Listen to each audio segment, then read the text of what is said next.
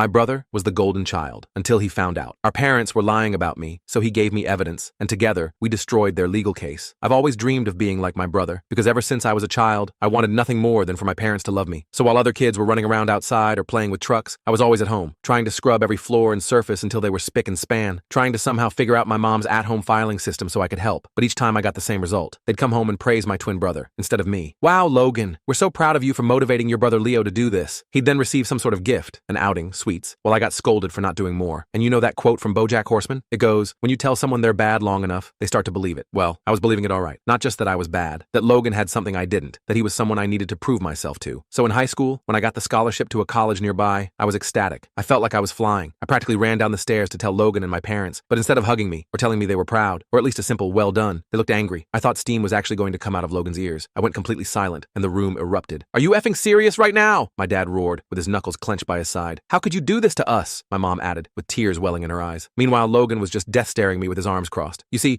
Logan had applied to the same one, and since I was the one to get it, my parents actually believed that I had stolen it from him. I sneakily wiped the tears from my eyes so they wouldn't see how upset I was. They continued shouting at me, so I just walked up to my room. I left the door slightly open to eavesdrop. They unanimously agreed that I must have plagiarized or cheated, that there was no other explanation for why I would get in, and Logan wouldn't. "We don't raise cheaters in this house." There was so much anger and hate in my dad's voice that I was actually scared. After that, they started whispering to each other, but I had heard enough and ended up going to bed early, or trying to, at least, because the guilt kept me awake. I thought back to all the hours I put into studying, and all the hours Logan put into partying, how I should have convinced him to work, how I could have helped him make better decisions. My heart broke, and in that moment, I felt like the worst brother to ever exist. I regretted ever applying, but my decision was about to be reversed, because after a few days of receiving the silent treatment at home, my guidance counselor pulled me in for a meeting. She told me she was ashamed of me, and she wished she never helped me. I didn't even know what she was talking about, and I was already crying. But then she explained. Apparently, they had received a formal plagiarism complaint, with screenshots of documents that made it clear my work was someone else's. I started seeing the room with tunnel vision. I could hear my heartbeat all around my body. I was like a deer in headlights. She just looked at me with disgust. I sighed and walked out. I was done. Yes, I felt guilty, but I still earned that opportunity, right? And that's when I got the notification. It was from my dad, telling me not to come home. Cool. So I walked to my godfather's house, feeling a mixture of shame and anger. I expected to be somewhat uplifted, but when my godfather Jack opened the door, my heart completely sunk, because he gave me a huge smile, and I realized it was the first genuine smile I'd received in years. So I couldn't help myself. I cried into his shoulder. He brought me inside, and I told him everything. Parents, Logan, college. He didn't say much, just nodded. I was just happy to have someone to listen to me. That day was so exhausting that I could barely stay awake anymore, and I ended up falling asleep soon after. When I woke up, it was pitch black outside, and the house was quiet. My phone was dead, and I wanted to know what time it was. So I crept upstairs to use Jack's phone while he slept. It automatically unlocked, and I saw he had been in contact with my parents. So, like any respectful 17-year-old boy, I read their conversation. Well, before I opened up, Jack had no idea what my parents were up to. He just knew that I was coming. But my parents had lied and said I was going through a rough patch. And after I told him the truth, it was clear he was angry, because his texts were, well, let's just say they were very unfriendly. But as I kept reading, I couldn't help but smile, because it was the first time someone had ever stood up for me before, and I didn't know it at the time, but Jack was going to do a lot more than send some angry texts. The next morning, Jack made breakfast like nothing happened, but there was this determined look in his eyes. "Leo, I think I know what happened with your scholarship," he said casually, sliding me some pancakes, "and we're going to fix it." I nearly choked on my orange juice. "How?" "Well, for starters, I called my buddy at Hampton's admissions office. They're reviewing the plagiarism claim, but more importantly, he sat down across from me. "I think we need to talk about the bigger issue here. Your parents and Logan." That's when Jack told me something that changed everything. Apparently, he'd been watching this dynamic in our family for years, getting more concerned as time passed. He tried to talk to my parents about it a few times, but they always dismissed him. "What they're doing isn't normal, Leo. It's not your fault, and you don't deserve it." I started crying again. Embarrassing, I know. "And here's something else you should know," Jack continued, sliding his phone across the table. "Logan called me this morning, said he needed to talk to me urgently about you, wants to meet at the coffee shop downtown at noon." That sent a chill down my spine. Logan had never reached out to Jack before. What was he planning? "You think I should go?" Jack asked. Part of me wanted to say no, to hide away and never face my family again. But a different part, maybe the part that had finally been stood up for, wanted answers. "Yeah," I said, "but I'm coming with you. I'll stay out of sight, but I want to hear whatever he has to say." Jack nodded. "That's fair. But Leo, whatever happens today, I want you to remember something. This pattern with your family, it's going to end, one way or another." I had no idea then just how right he was, or how quickly things were about to unravel, because Logan wasn't coming alone to that coffee shop, and what we were about to discover would blow my entire family wide open. Looking back now, I realized that moment standing in Jack's kitchen was a turning point. For years, I'd accepted my family's treatment as normal, even deserved, but seeing Jack's unwavering belief in me made me question everything I'd been conditioned to accept. There's something powerful about having someone in your corner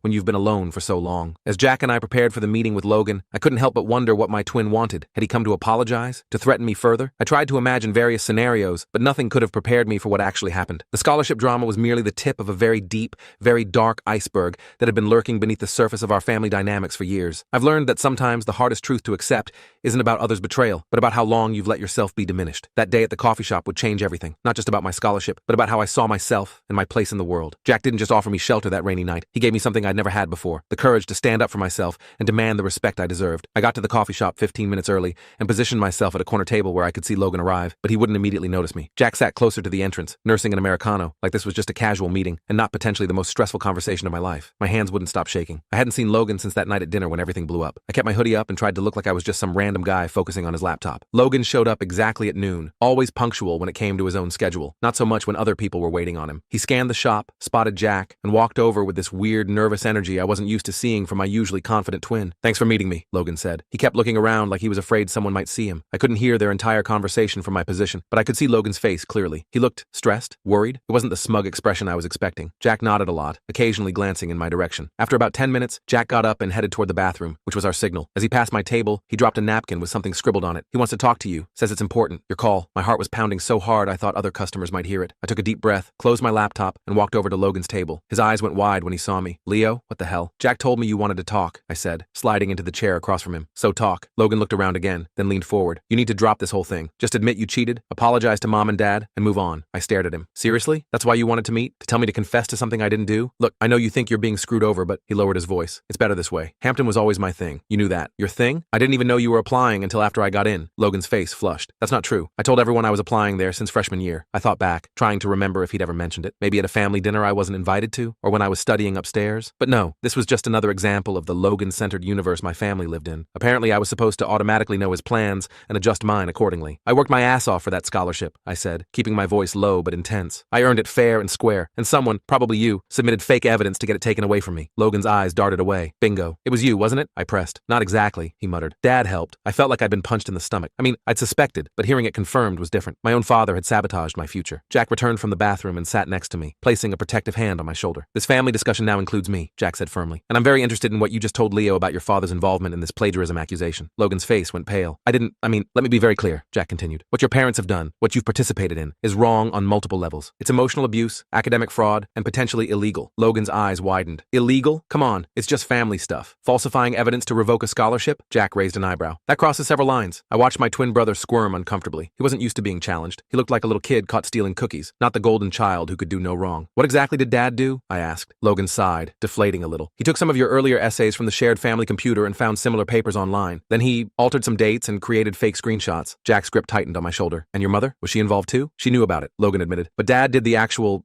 I felt numb. For years, I'd blamed myself for not being good enough. I'd tried to earn their love by being perfect, and all this time, they were actively working against me." "Why?" I asked, my voice cracking a little. "Why would you guys do this to me?" For the first time ever, I saw shame on Logan's face. Real shame, not the fake contrition he'd used to get out of trouble. "It wasn't supposed to go this far," he said. "When you got the scholarship instead of me, Dad was furious. Said you must have cheated somehow. I just went along with it. I always go along with it." "Go along with what exactly?" Jack asked. Logan looked between us, then down at his hands. "With the Leo thing." "The Leo thing?" I repeated.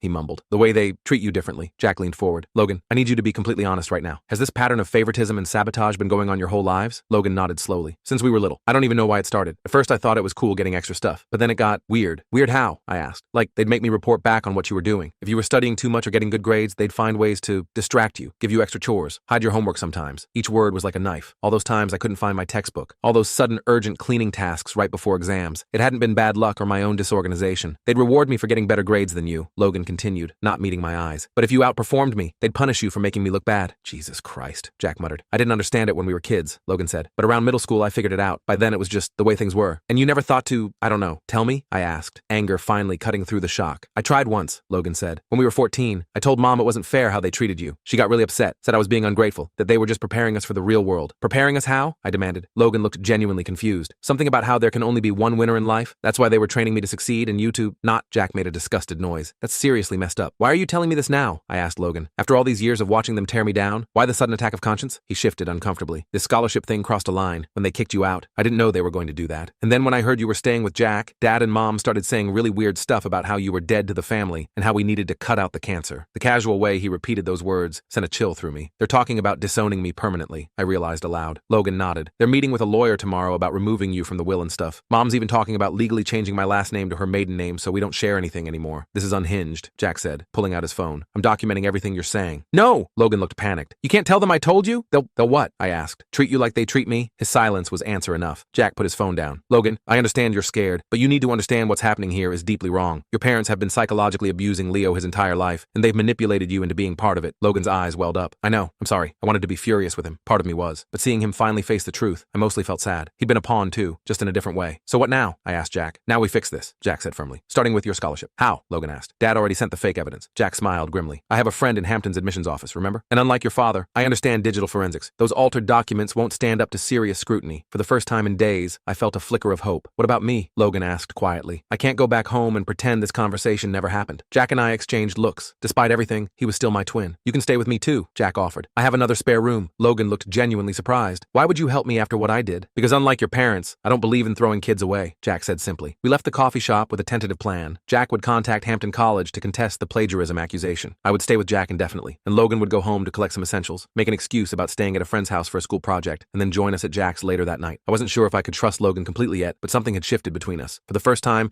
we were on the same side against our parents' twisted game. Back at Jack's place, I helped prepare the second guest room for Logan while Jack made some calls. I couldn't hear everything, but phrases like pattern of emotional abuse and legal documentation made it clear he wasn't just focusing on the scholarship issue. Around 8 p.m., my phone buzzed with a text from Logan. Dad's watching me pack, acting suspicious, might be delayed. An hour passed, then another. By 11 p.m., Logan still hadn't arrived. I tried texting him, but the messages showed as delivered but not read. Something's wrong, I told Jack. Give him until morning, Jack advised. Your parents might be keeping a close eye on him after your disappearing act. I tried to sleep, but kept checking my phone every few minutes. No messages from Logan. I even tried calling around 2 a.m., but it went straight to voicemail. By breakfast, I was convinced our parents had somehow found out about our meeting. We need to go check on him, I insisted to Jack over coffee. Jack looked conflicted. If we show up at your parents' house, it could make things worse. Or Logan could be in trouble for trying to help me, I countered. Before Jack could respond, his phone rang. He checked the caller ID, and his expression turned serious. It's Hampton College. I held my breath as Jack answered and spoke in professional tones. The call lasted about 10 minutes, with Jack mostly listening and occasionally asking clarifying questions. When he hung up, his face was unreadable. Well, I demanded. The good news is my friend convinced them to re-examine the plagiarism accusation, Jack said. The bad news is they found something else. My stomach dropped. What? Another application for the same scholarship, using your personal information but with different essays and recommendations. Submitted a day before the deadline. I was confused. I only submitted one application. Exactly, Jack said. Someone submitted a second one in your name, a much weaker one with obvious plagiarism issues. It was designed to invalidate your legitimate application. My parents, I whispered. It wasn't enough for them to accuse me after I got the scholarship. They'd tried to sabotage me before the decision was even made. The timing is suspicious, Jack agreed. But here's where it gets interesting. The fake application was submitted from an IP address associated with your high school, not your home. My mind raced. Logan, he must have done it from the school library. That would be my guess, Jack nodded. The good news is my friend is now aware of the situation and is documenting everything. They're going to review your original application on its merits alone. I should have felt relieved, but all I could think about was Logan. Had our parents figured out he was planning to defect to my side? Was that why he hadn't shown up last night? We need to check on Logan, I insisted again. After some back and forth, Jack agreed. We'd drive by the house to see if we could spot Logan or get him alone somehow. I was a bundle of nerves as we approached my neighborhood. What if my parents saw me? What if they called the police and accused me of trespassing? As we turned onto my street, I immediately noticed something strange. There was a moving truck in our driveway. What the hell? I muttered. Jack slowed the car, parking a few houses down. We watched as men carried boxes and furniture out of my childhood home and into the truck. Are they moving? I asked in disbelief. Jack frowned. Without telling you? That seems extreme even for them. We sat there for nearly an hour, watching the movers work. I spotted my mother directing them a few times,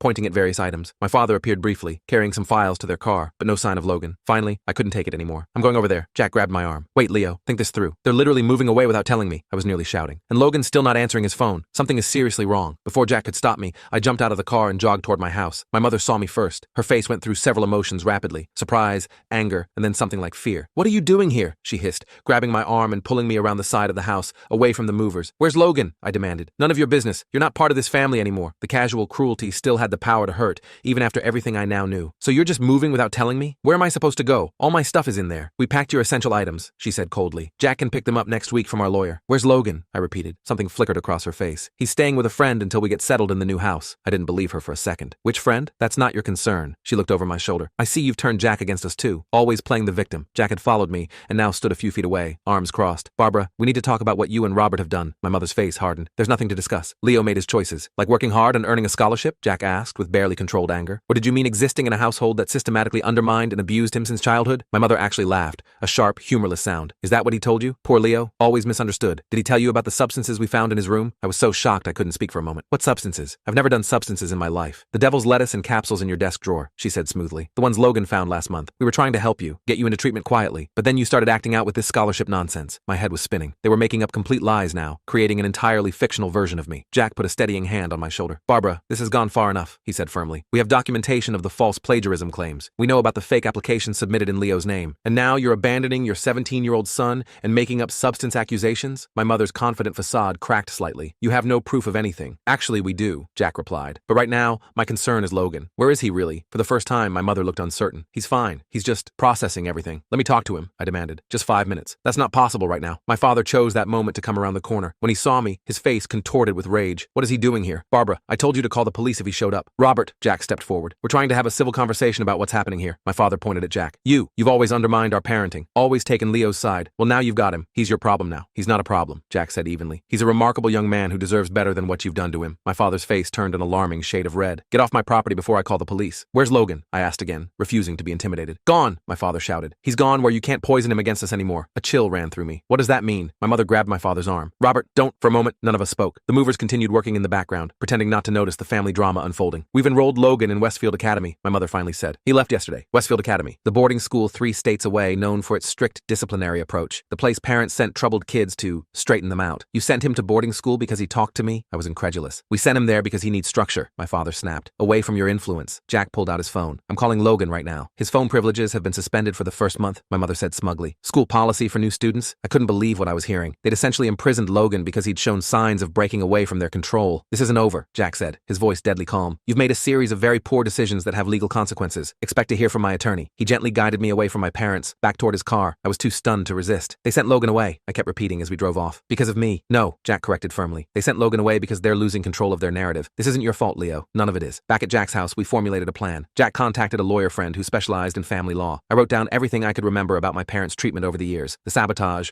the favoritism, the emotional manipulation. And together, we researched Westfield Academy. They have a strict no outside contact policy for the first 30 days, I read from their website. It's supposed to help new students detach from negative influences and commit to the program. Jack frowned. That's convenient for your parents, but there must be exceptions for family emergencies, which this technically isn't, I pointed out. Not in a way we could explain to school administrators. Maybe not directly, Jack admitted, but there are other approaches. Over the next week, things moved quickly. Hampton College officially reinstated my scholarship after reviewing the evidence of tampering. Jack's lawyer friend Susan helped me file for legal emancipation given that my parents had effectively abandoned me. And most surprisingly, several of my teachers came forward with documentation of my parents' inappropriate interference in my education over the years. Apparently, I wasn't the only one who had noticed something was off. My chemistry teacher, Ms. Rivera, had kept records of every time my parents had requested my grades be reconsidered downward or complained about me showing off in class. My debate coach had emails from them asking that I be given less prominent roles so I wouldn't overshadow Logan. It was validating but also deeply painful to see how systematic their sabotage had been. How many people had witnessed it but felt powerless to intervene directly. Meanwhile, Jack worked on contacting Logan. The school wouldn't put me through to him, but Jack managed to speak with a counselor there, expressing concern about the circumstances of Logan's sudden enrollment. 2 weeks after our confrontation at the house, we finally got a breakthrough. A letter arrived for me, from Logan. The handwriting on the envelope was unmistakably his, though the return address was unfamiliar. Inside was a single sheet of notebook paper. Leo, I'm okay, don't worry. School monitors all communication, but Dakota, my roommate, is sending this through his cousin who lives nearby. Parents told school you abused me growing up. Total lies. They're scared we talked. Teachers here actually nice but strict. Working on a plan? Trust me for once? L. I read it 3 times, relief washing over me. Logan was safe, if not exactly free, and he was still on my side. Jack read the letter and nodded approvingly. This gives us something to work with. If Logan is willing to contradict your parents' version of events, it becomes their word against both of ours, I finished. Exactly. And with the documentation we've already gathered, plus testimony from your teachers, Jack smiled grimly. Your parents have significantly overplayed their hand. That night, I slept better than I had in weeks. For the first time, I wasn't just reacting to my parents' cruelty. I was actively fighting back, and I wasn't alone. What I didn't realize was that my parents were also making plans, and they weren't going to let go of their control without a desperate final attempt to destroy the truth, and me along with it. The next morning,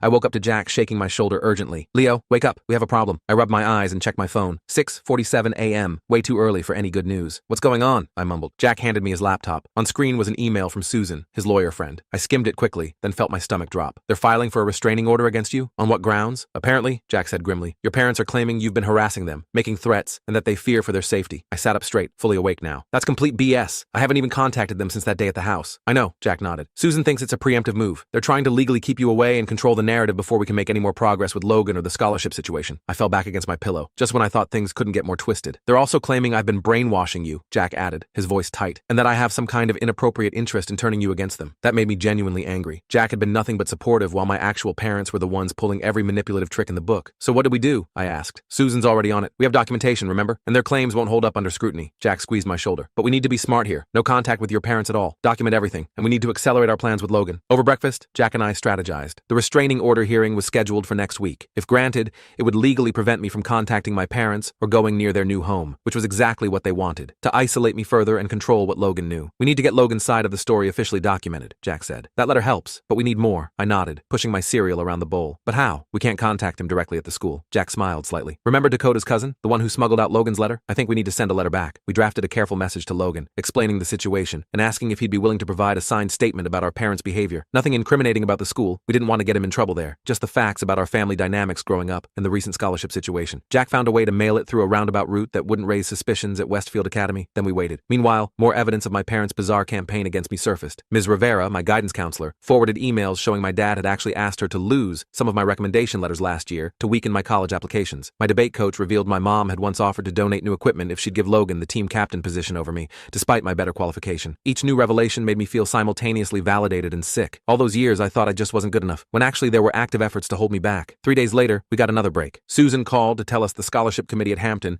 had not only fully reinstated my scholarship, but had issued a formal apology. Their investigation had confirmed the plagiarism claim was fabricated, and they were implementing new security procedures to prevent similar situations in the future. That's one win, Jack said after the call, but we still need to deal with the restraining order and Logan's situation. That afternoon, I was helping Jack organize documents for our case when the doorbell rang. Jack went to answer it, and I heard murmured conversation at the door. A minute later, he came back into the kitchen with a serious expression. "Someone's here to see you," he said cryptically. I followed him to the living room and stopped short. Sitting on the couch, looking nervous but determined, was Dakota, Logan's roommate from Westfield Academy. "Dakota, what are you doing here?" I asked, stunned. The lanky teenager stood up. "Logan sent me. Well, technically I'm visiting my cousin for the weekend, but Logan asked me to come here before heading back tomorrow." Jack looked as surprised as I felt. "How did you even find this address?" Dakota shrugged. "Logan had it memorized. Said it was his godfather's place." I sat down across from him. "Is Logan okay?" "He's fine, but he wanted me to give you this." Dakota pulled a sealed envelope from his backpack. "He said it's super important, and I shouldn't let anyone else see it." I tore open the envelope. Inside was a USB drive and a note in Logan's handwriting. "Leo, everything you need is on this drive. Password is our birthday. I've been keeping records for years, just never had the courage to share them. I've hidden them in a locked box under my bed that Mom and Dad never found. Be careful. They're telling everyone you're dangerous and unstable. They even tried to convince the school I need protection from you. Logan." My hands were shaking as I handed the note to Jack. "Records?" Jack wondered. "What kind of records?" I immediately went to Jack's computer and plugged in the USB drive. After entering our birthday as the password, a folder opened containing dozens of files. Text documents, audio recordings, photos, and screenshots, all meticulously labeled and dated. "What the F?" I whispered as I started opening files. There were recordings of my parents discussing how to undermine my achievements. Screenshots of text messages between them planning to hide my college application materials. Photos of awards and certificates of mine that had mysteriously disappeared over the years, apparently saved by Logan before our parents could destroy them completely. But most devastating were Logan's personal journals, dating back to when we were 13. He'd been documenting, in painful detail,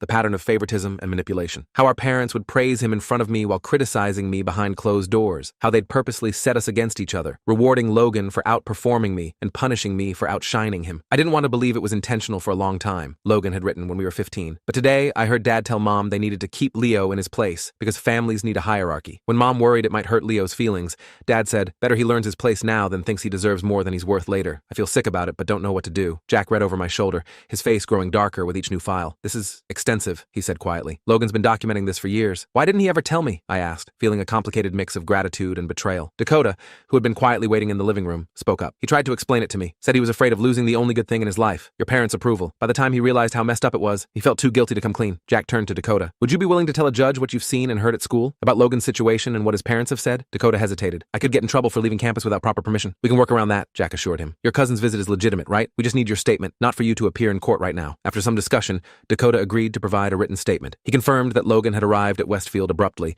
with a backstory provided by my parents that painted me as unstable and potentially violent. He also revealed that Logan had immediately told his counselor this wasn't true, but the school was obligated to follow the parents' instructions about contact restrictions. "Logan's actually doing okay there," Dakota added, which was somewhat reassuring. "The teachers are strict but fair. It's just the communication blackout that's the problem." After Dakota left, with promises to safely deliver a new message back to Logan, Jack and I spent hours reviewing all the files. It was overwhelming evidence of a pattern of abuse and manipulation that had shaped my entire life. "This changes everything for the restraining order hearing," Jack said, "but we need to be strategic about how we use it." Susan came over that evening, and the three of us developed a plan. Rather than just defending against the restraining order, we would counter with our own legal actions. A petition for my complete emancipation, backed by evidence of long-term emotional abuse. "With this evidence," Susan said, "we can also potentially get a court order allowing contact with Logan, despite your parents' wishes. Since he's still a minor at Westfield, we can't completely override their legal authority, but we can establish supervised communication rights based on your shared sibling relationship." The day of the hearing arrived faster than I expected. I was a nervous wreck, knowing I'd have to face my parents in court. Jack and Susan had prepped me thoroughly, but nothing could fully prepare me for seeing the people who had systematically undermined me my entire life, now trying to legally paint me as the threat. My parents arrived with their own lawyer, a slick-looking guy in an expensive suit. My mom was dressed conservatively, looking appropriately concerned for someone supposedly afraid of her own son. My dad kept his expression stern and disapproving. Their lawyer presented their case first, a completely fabricated story about my escalating behavior problems, culminating in supposed threats after being caught with substances. They even brought a small baggie of the devil's lettuce as evidence, claiming they'd found it in my room before I ran away. When it was our turn, Susan calmly and methodically dismantled their entire narrative. She presented the documentation from my teachers, the evidence of of the scholarship sabotage, Dakota's statement about Logan's sudden arrival at Westfield, and then, most devastatingly, selections from Logan's secret files. My parents' faces as the audio recordings played were something I'll never forget. My mom went pale, while my dad's expression cycled through shock, anger, and finally something like fear as he realized how thoroughly their manipulation had been documented. Their lawyer tried to object, claiming the recordings could have been edited or taken out of context, but Susan had anticipated this and presented metadata and timestamps that authenticated everything. Your Honor, Susan concluded, what we have here is not a case of a troubled teen threatening his parents. This is a documented pattern of emotional abuse, culminating in these parents abandoning their son,